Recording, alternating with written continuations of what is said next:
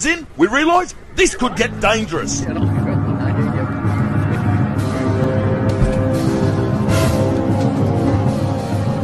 Let it go, dogs, let's go. The other dog's coming.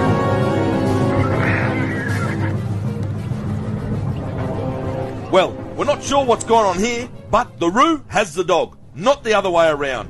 Max calmly waits for his owner to come and help. The buckaroo sees the odds stacking against him and tries to gut the dog with his claws one last time. His powerful arms anchor the dog by the breastplate as Max doubles his efforts to escape.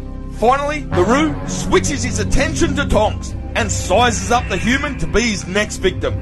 Tonks gives the kangaroo his space, but the cranky buck comes forward, ready to attack. To save himself, he launches a right hand to the kangaroo's snout.